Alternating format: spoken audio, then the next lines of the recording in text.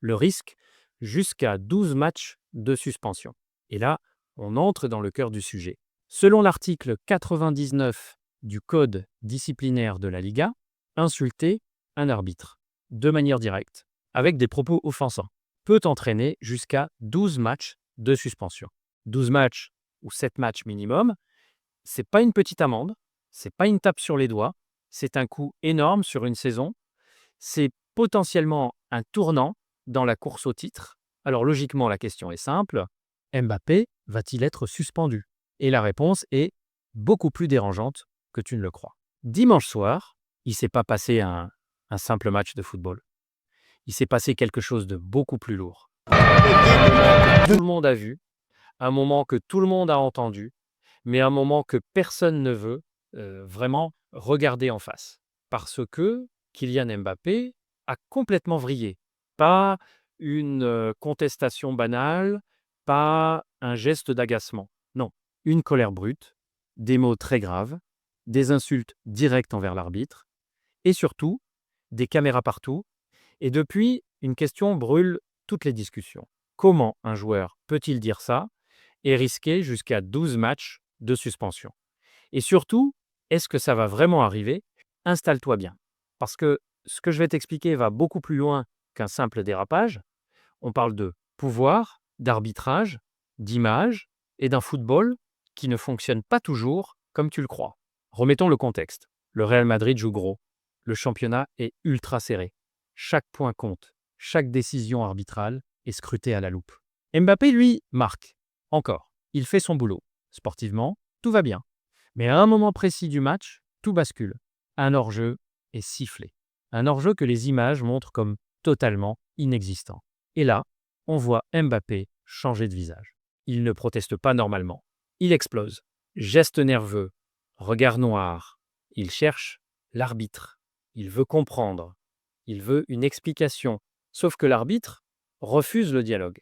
À la pause, Mbappé s'approche. Calme au début. Il pose une question. Mais l'arbitre le refoule. Net. Sans discussion. Et c'est là que la situation dégénère. Les caméras, lecture labiale claire, sont limpides, il lâche une insulte extrêmement grave à l'arbitre. Tête de bite, pas une interprétation, pas un doute, pas un montage. Les images tournent déjà sur les réseaux avant même le retour des vestiaires. Et pourtant, le pire n'est pas encore arrivé. Parce que Mbappé ne s'arrête pas là. Au retour sur le terrain, il discute avec Camavinga, il est encore sous tension, il parle de l'arbitrage, et là, de nouveau, il insulte les arbitres, cette fois en parlant d'eux comme de bouffons. Encore une fois, caméra, son, témoin, images qui tournent partout. À ce moment précis, une chose devient évidente. Mbappé a perdu le contrôle. Et dans n'importe quel autre contexte, dans n'importe quel autre championnat, pour n'importe quel autre joueur, la sanction serait immédiate. La vérité que personne n'explique, dans le football professionnel, les images ne suffisent pas. Tu peux voir, tu peux entendre, tu peux être sûr à 100%. Si l'arbitre ne mentionne pas l'insulte dans son rapport officiel, alors juridiquement, elle n'existe pas. C'est ça la réalité. Le rapport de l'arbitre est la seule vérité officielle. Pas Twitter, pas TikTok, pas les ralentis, pas les vidéos virales. Un document écrit, et c'est là que le malaise commence. Depuis le match, pas de communication claire, pas de confirmation officielle, pas de fuite précise sur le rapport, et forcément, une question se pose, est-ce que l'arbitre a tout écrit? Parce que s'il l'a fait, la commission disciplinaire n'aura aucun choix. La sanction tombera.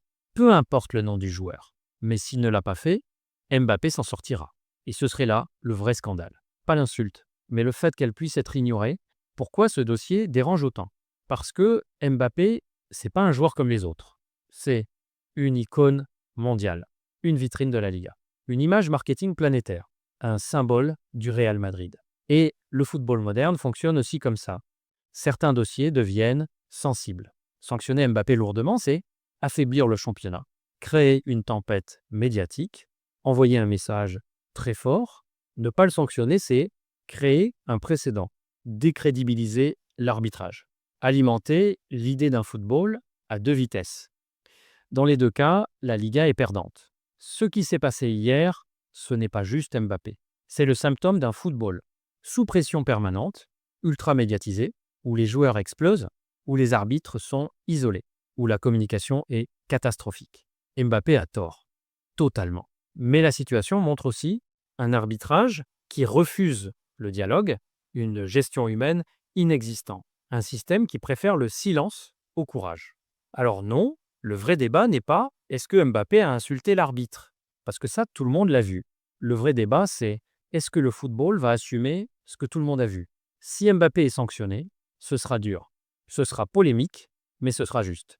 S'il ne l'est pas, ce sera un message terrible pour les arbitres, pour les joueurs, pour les supporters. Quoi qu'il arrive, ce match restera comme un moment de bascule. Parce que, à force de fermer les yeux, le football finit toujours par se regarder dans un miroir.